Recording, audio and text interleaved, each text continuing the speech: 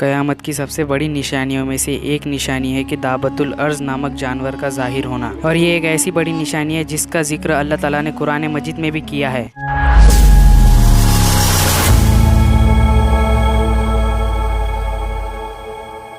اللہ تعالیٰ نے قرآن مجید میں اس جانور کے بارے میں ارشاد فرمایا، اور جب ان پر وعدہ پورا ہوگا تو ہم زمین سے ان کے لیے ایک جانور نکالیں گے جو ان سے باتیں کرے گا، کیونکہ لوگ ہماری آیتوں پر یقین نہیں لاتے تھے۔ دابہ کا مطلب ہوتا ہے جیتا جاتا یا پھر چلتا پھرتا، اور ارض زمین کو کہتے ہیں۔ تو یہ ایسا جانور ہوگا جو زمین کے اوپر دوڑ کر یعنی کہ بہت تیزی سے چلے گا۔ عام طور پر اس دنیا میں یا تو جانور انڈے سے نکلتے یا کسی دوسرے جانور کے پیٹ سے نکلتے ہیں، لیکن یہ قیامت کی ایسی نشانی ہوگی، یہ جانور نہ ہی کسی دوسرے جانور کے پیٹ سے نکلے گا اور نہ ہی کسی انڈے سے نکلے گا، بلکہ یہ جانور زمین سے نکلے گا۔ تفسیر کے مطابق اس جانور کا ظہور اس وقت ہوگا جب لوگ نیکی کا حکم دینا اور برائی کو روکنا چھوڑ دیں گے، اور اس وقت کافر اور منافق کی صلاح کی کوئی امید بھی باقی نہیں رہے گی۔ دابۃ الارض جب ظاہر ہوگا تو وہ زمانہ قیامت کے نزدیک کا زمانہ ہوگا۔ مکہ مکرمہ میں خانہ کعبہ کے قریب ایک پہاڑ ہے جسے کوہ صفا کہتے ہیں۔ صفا کی پہاڑی یہ وہی پہاڑی ہے جس میں حج اور عمرہ میں لوگ چکر لگاتے ہیں، اور روایت کے مطابق قیامت کے قریب کوہ صفا کی پہاڑی ایک زلزلے کی وجہ سے پھٹ جائے گی، اور اس میں سے یہ عجیب و غریب جانور نکلے گا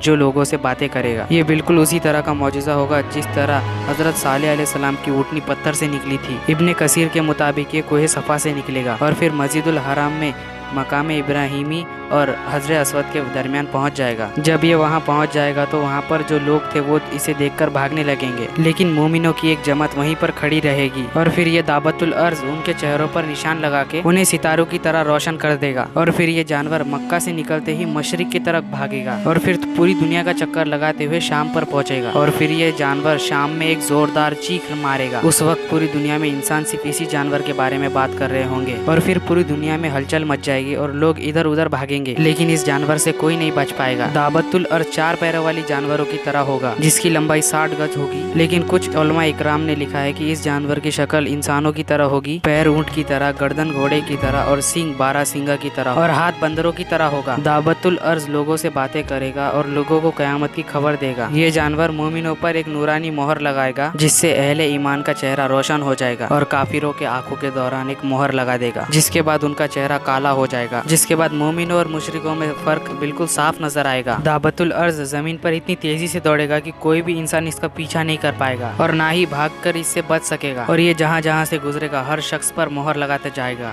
دابۃ الارض کے ظاہر ہونے کے بعد نہ تو کسی کی توبہ قبول ہوگی اور نہ ہی کوئی کافر اسلام قبول کر سکے گا۔ جو کافر ہوگا اسے کفر پر ہی موت آئے گی، اور جو مسلمان ہوگا وہ ایمان پر مرے گا۔ اپنا اور اپنے ایمان کا خیال رکھے گا۔ تو چلیے ملتے ہیں کوئی نئی ویڈیو میں، تب تک کے لیے اللہ حافظ۔